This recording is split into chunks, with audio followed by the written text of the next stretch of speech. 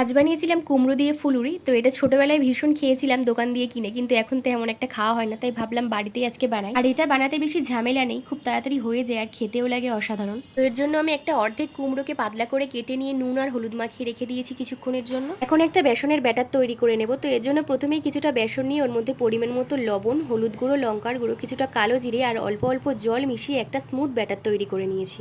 এরপর ওই বেসনের ব্যাটারের মধ্যে একে একে নুন আর হলুদ মেশানো কুমড়োগুলোকে দিয়ে ভালোভাবে ডুবিয়ে নিয়ে গরম তেলের মধ্যে এদিক ওদিক উল্টে পাল্টে ভালোভাবে ভেজে নিতে হবে। আর ফুলুরিগুলোকে ভাজার সময় অবশ্যই গ্যাসের আঁচটা অল্প করে দিয়েই ভাজবে, না হলে ভিতরের কুমড়োটা সেদ্ধ হবে না, কিন্তু ওপরের অংশটা তাড়াতাড়ি ভাজা হয়ে যাবে। এইভাবেই সবকটা ফুলুরিকে ভালোভাবে মুচমুচে করে ভেজে তুলে নিয়েছি। আর যদি কেউ ঝাল খেতে পছন্দ করো তো ওই একই তেলের মধ্যে কয়েকটা কাঁচা লঙ্কা দিয়ে ভেজে তুলে নিতে পারো, এর সঙ্গে দারুণ লাগে খেতে। এরপর ওপর থেকে বিট লবণ ছড়িয়ে এমনিই খেতে পারো, কিংবা সপ্তাহের কোনো একটা দিন যদি নিরামিষ হয় আর বাড়িতে ডাল হয় তো ডাল, ভাত আর কুমড়োর এই ফুলুরিটা ট্রাই করে দেখতে পারো, অবশ্যই ভালো লাগবে।